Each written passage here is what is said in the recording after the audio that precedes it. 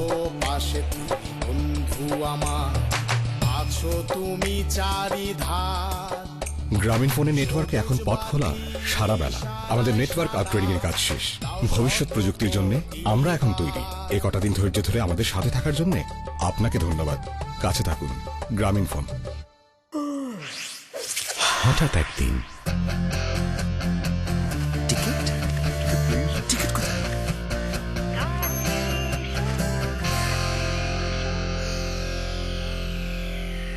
Excuse me.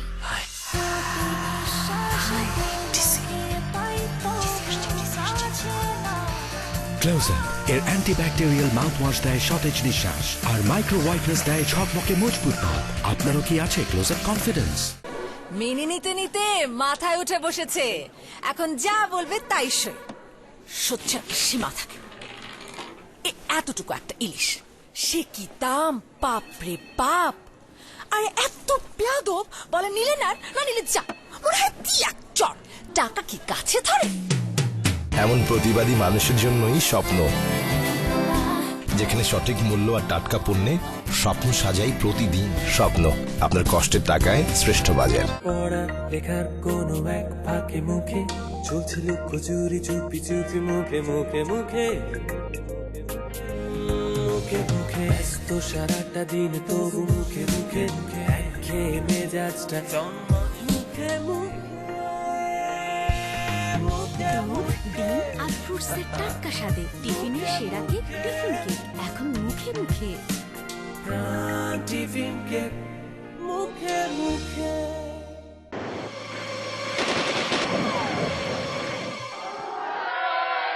বঙ্গ আমার জননী আমার, ধাত্রী আমার, আমার দেশ। Rehab for a better environment and safe investment. Rehab fair 2011, 15 থেকে 19 ডিসেম্বর, সকাল 10টা থেকে রাত 9টা পর্যন্ত। স্থান বঙ্গবন্ধু আন্তর্জাতিক সম্মেলন কেন্দ্র। রিহ্যাব।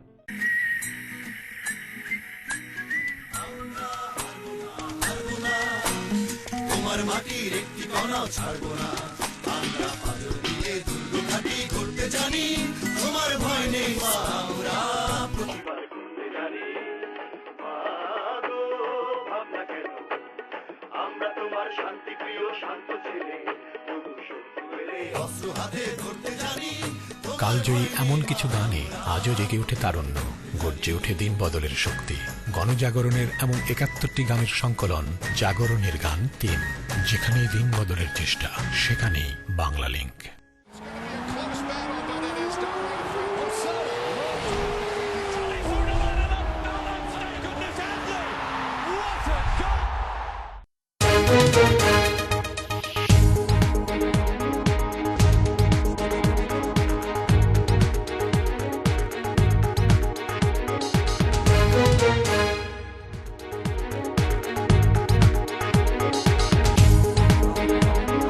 বিরতির পর ফিরে এলাম আজকের বাংলাদেশে। জনাব আকম মোজাম্মেল হক বলতে চাইছিলেন বিরতির আগে যে এই অর্পিত সম্পত্তি আইনের বর্তমান পরিপ্রেক্ষিতটা। এটা যখন আমাদের সংসদীয় কমিটির থেকে আসে, সংসদ থেকে, তখন আমরা এই জনমতের কারণে আমরা জানেন যেমন শিক্ষানীতি আমরা সকলের কাছ থেকে শুনেছি মতামত। একইভাবে সমস্ত সম্প্রদায় দ্বারা স্টেক হোল্ডার, এখানে মুসলমানরা কিন্তু বেশি জড়িত, কারণ অনেকে ক্রয় করেছে হিন্দুদের জন্য, এটা অর্পিত, যেহেতু হিন্দুর কাছ থেকে কিনছে এটা অর্পিত লেখা আছে। সেই জন্য আমরা সব সম্প্রদায়ের কথা শুনেছি এবং আমাদের সব রেকর্ড আছে কে কি বলেছে। এখন যদি কেউ ডাবল স্ট্যান্ডার্ডের কথা বলেন, আমার শ্রদ্ধেয় সুব্রত চৌধুরী রেকর্ডে আছে যে ওনারা কি বলেছেন। ওনাদের দাবি যা ছিল যেটুকু ন্যায়সঙ্গত সবই, এবং ওনারা সেখানে প্রশংসা করেছে যে যথার্থ। এবং 2001 সালের চেয়ে আমরা আরো ভালো আইন করেছি, অনেক মডিফিকেশন এসছে। 2001 সালেও প্রতিবাদ করে নেই। এখন যদি কেউ প্রতিবাদ করার জন্য ব্যক্তিগত প্রচারের জন্য যদি কেউ করে, সেখানে আমার বলার কিছু নেই। আর যদি আইনের কোনো ভুল ত্রুটি থাকে, কোনো লোক কিন্তু এই পর্যন্ত বলে নাই যে এই কথাটা আমাদের স্বার্থ ক্ষুণ্ণ হয়েছে। সত্যিকার যারা ভূমির মালিক হতে পারেন, স্বার্থ ক্ষুণ্ণ হয়েছে এমন কোন ধারার সঙ্গে বিষিত আছে, এর স্পেসিফিক কোনো কথা কেউ বলে না, খালি বলছে যে এইটা ভালো হয়নি, খারাপ হয়নি। আর কি ভালোটা আপনি চান? আইনটা আমরা ফ্লোট করে দিয়েছি, সবার কাছে গেছে, তো ওনারা সুনির্দিষ্টভাবে বলুক যে আমাদের এই আইনের কারণে যারা প্রাপ্য তারা বঞ্চিত হবে। আপনি তো ধরেন যদি আচ্ছা বৈশ্য সম্পত্তি থাকে আমি চক্রবর্তীকে দিয়ে দিতে পারবো না, বা এটা রায় মশাইয়ের সম্পত্তি থাকলে আমি তো শিলবাবুকে দিয়ে দিতে পারবো না। আপনি বলছেন যে অ্যাডভোকেট সুব্রত চৌধুরীদের কোনো স্পেসিফিক অভিযোগ নেই। আমরা একটু প্লিজ শেষ করি। আমরা একটু ওনাদের রেকর্ড করা আছে, আমাদের ওনাদের হিন্দু বৌদ্ধ খ্রিস্টান সমিতির কি বক্তব্য ছিল, অল আর ইন রেকর্ডস, সেগুলো টেপ করা আছে। যদি ওনাদের দাবি যা ছিল যে অব্যাহতটা বাদ দিতে হবে সহংশীদার, আমরা এটা একমত হয়েছি, কারণ অব্যাহত দিয়ে দিলেও যা নাগরিক অর্থ, না দিলেও তা, তো তাদের এটা বললাম, তো কোনো আমাদের মানে আইনের কোনো লস নেই। আমরা প্রকৃত মালিককে ফেরত দিতে চাই, কিন্তু আমরা ধরেন মনে করেন একটা হিন্দু সম্পত্তি আরেকজন হিন্দু পাবে তা না, যদি রায়বাবুর সম্পত্তি হয় রায়বাবুর উত্তরাধিকার পাবে, এটা তো সেনবাবুর উত্তরাধিকার পাবে না। ওনারা সেটা বলছেন না, আমরা দেখি অ্যাডভোকেট কি বলছেন ওনারা, ওনাদের তো আর কোনো কথা নেই, আমরা তো সব বলে দিয়েছি। দায়ভাগ আইনে যেভাবে মানে সম্পত্তির ওনারা মালিক হওয়ার কথা আইন অনুযায়ী সেভাবে মালিক হওয়ার সুযোগ আছে, এবং ট্রাইব্যুনালের মাধ্যমে কাগজপত্র প্রমাণ করে এটা নিয়ে যাবেন, কোন রকম কোন জটিলতা থাকে নাই। আমরা একটু অ্যাডভোকেট সুব্রত চৌধুরীর কাছ থেকে হাইকোর্টে নিতে হতো, এখন সহজভাবে নিয়ে দেওয়ার সুযোগ আছে। অ্যাডভোকেট সুব্রত চৌধুরী, আপনাকে মানে বলা হচ্ছে যে আপনারা যা দাবি জানিয়েছিলেন সব অন রেকর্ড আছে এবং আপনারা সেই দাবি মানেননি, মানে সেই আপনি এখন অন্য জায়গায় চলে গেছেন, সেরকম একটি অভিযোগ আসছে। না, আমরা যে 7টা দফা দিয়েছিলাম সেই 7 দফার মধ্যে মাত্র 2টা দফা দাবি মানা হয়েছে, অধিকাংশ দাবি মানা হয় নাই। যেমন আমরা বলেছিলাম যে সরকার যে অর্পিত সম্পত্তিকে খাস খতিয়ানে অন্তর্ভুক্ত করেছে 1/1 খতিয়ান, এটা চরম অন্যায়, এটা অবৈধ। খাস খতিয়ান হবে শুধু 1/1 কোনো খতিয়ান হতে পারে না। এই যে অন্যায়ভাবে এটাকে 1/1 খাস খতিয়ানে নিয়েছে, এই খাস খতিয়ানটা বাতিল করতে বলেছিলাম। আমরা বলেছিলাম 23/3/74 পর্যন্ত যে সমস্ত প্রপার্টি অর্পিত করা হয়েছে শুধুমাত্র সেগুলোই গেজেট করা হোক। ওনারা এখন 2011 পর্যন্ত যে অন্যায় করেছে 74 থেকে 2011 সেগুলোকেও তারা গেজেটভুক্ত করেছে। আমরা বলেছিলাম সমস্ত আবেদন নিবেদন যেন ট্রাইব্যুনালে হয়, ওনারা সেখানে এখন কমিটি করেছে, জেলা কমিটি এবং কেন্দ্রীয় কমিটি, এগুলো আমলা নির্ভর কমিটি। যে আমলা সাহেবরা অন্যায়ভাবে অবৈধভাবে এই দেশের হাজার হাজার মানুষকে ভিটেমাটায় ছাড়া করেছে, তাদের সম্পত্তি অবৈধভাবে অর্পিত করেছে, তাদের কাছে আবার বিচারের দায়িত্ব তুলে দেওয়া হচ্ছে। আমরা বলেছিলাম যে সহ অংশীদার না পাওয়া গেলে, উত্তরাধিকার সূত্রে মালিক না পাওয়া গেলে যারা ওখানে 51ভুক্ত পরিবারের সদস্য থাকবেন তারা যেন এই সম্পত্তি প্রতীকী মূল্যে বা স্বল্প মূল্যে কিনতে পারে, সেই দাবিটা যেন এখানে অন্তর্ভুক্ত করা হয়। কিন্তু সেখানে তারা করেছে যে বাজার মূল্যে, এখন ওই পরিবারের সদস্য তাকে বাজার মূল্যে সেই সম্পত্তি কিনে নিতে হবে। সুতরাং দেখা যাচ্ছে যে অনেক অসম্পূর্ণতা এখানে রয়েছে। বঙ্গবন্ধু আইনের সাংঘর্ষিক, সুপ্রিম কোর্ট আইনের সাংঘর্ষিক বিধানগুলো সেখানে রাখা হয়েছে। বলেছিলেন সংসদীয় কমিটিতে ভবিষ্যতে অ্যাডভোকেট সুব্রত চৌধুরী, আপনি কি এই কথাগুলি সংসদীয় কমিটিতে বলেছিলেন? আমরা বলেছি, কিন্তু তারা শুধুমাত্র 2টা দাবি মেনেছে। এই জন্য তাদেরকে ধন্যবাদ জানাই, অভিনন্দন জানাই। আরো 5টা দাবি নিয়ে আমাদের আন্দোলন এবং সংগ্রাম অব্যাহত থাকবে। এটা জনগণের অধিকার, এটা সাংবিধানিক অধিকার, এটা মানুষের মৌলিক অধিকার, এটা বঙ্গবন্ধু আমাদের সেই অধিকার দিয়েছে। আকম মোজাম্মেল হক বলছেন যে আপনাদের সকল দাবি মানা হয়েছে, কোন দাবি মানা হয়নি এরকম কোন দাবি আপনারা সে সময় করেননি? সব সময় করেছে, আমার কাছে লিখিত আছে মেমোরেন্ডাম। যৌক্তিক 7টা দাবি এখানে আছে।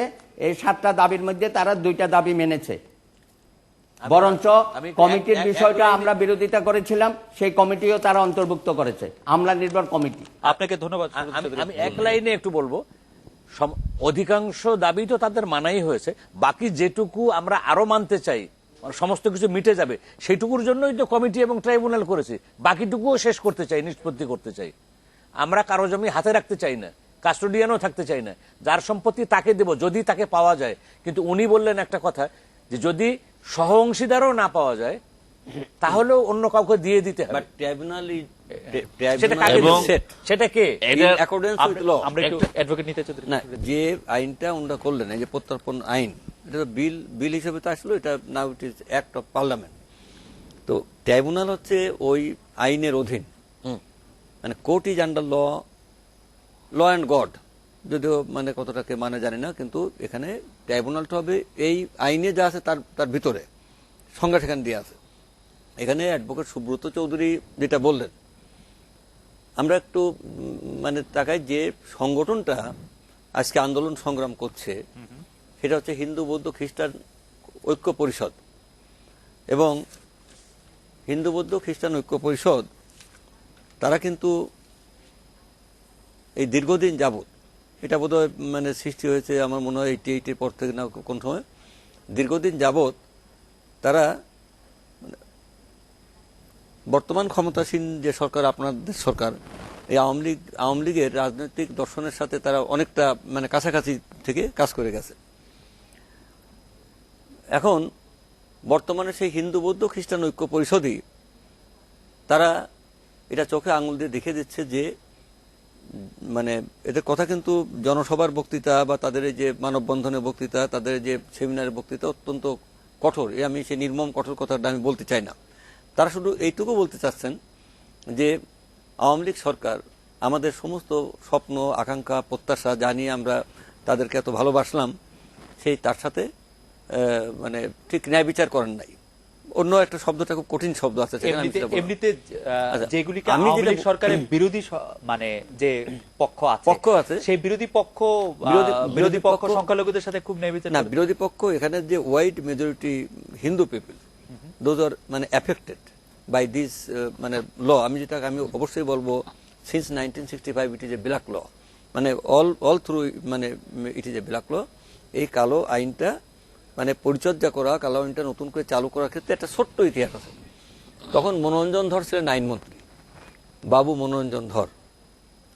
আমার কাছে নড়ালের ভবেট ভট্টাচার্য, একজন অত্যন্ত প্রবীণ আমাদের খুলনা বিভাগে ওই অঞ্চলের, ভবেট ভট্টাচার্য নিজে আমাকে বলেছিলেন যে মনোরঞ্জন বাবু যখন আবার নতুন করে অর্পিত অনাগরিক সম্পত্তি এই বিলটা পার্লামেন্টে তুললেন, তখন হিন্দু সম্প্রদায়ের সমস্ত নেতৃবৃন্দ তার কাছে একটা রিপ্রেজেন্টেশন নিয়ে গেল।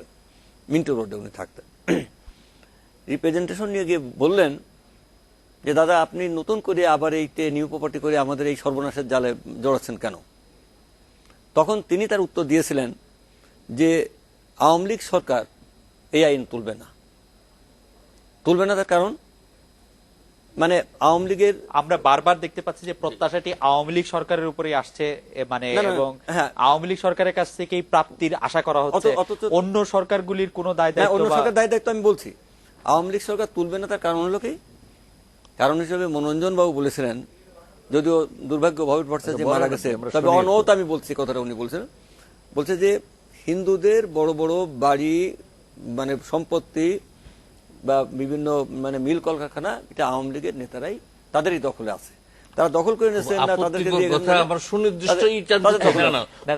এবং ভালোবাসার বই প্রকাশ হতে পারে।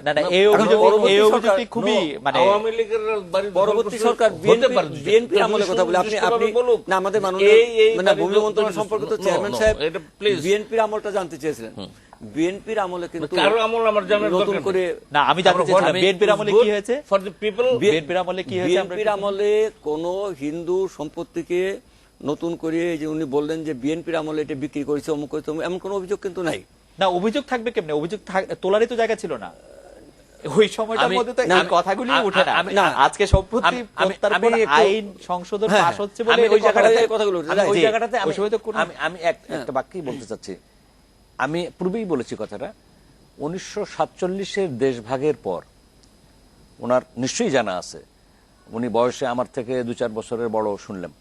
1947-এর দেশভাগের পর থেকে যারা যে সমস্ত হিন্দু জনসাধারণ এদিক থেকে এবং যে সমস্ত মুসলমান জনসাধারণ ওই দিক থেকে এইদিকে আসলো, এই যে তাদের এক দেশ থেকে মাইগ্রেট করে আরেক জায়গায় চলে গেল, মাইগ্রেট মানে পাসপোর্টে গেছে এমন নয়, তারা দেশান্তরী হয়েছে। এই দেশান্তরী যারা হলো উভয় দেশের ক্ষেত্রে এই ক্ষতিগ্রস্ত জনগণের সম্পত্তি ওখানে এমনি গনিমতের মাল হিসেবে, আমি যেটা বলতেছি এখন যে এইটা এর মালিককে, তখন কিন্তু 47-এর দেশভাগের পর কিন্তু আওয়ামী লীগ ক্ষমতায় আসেনি।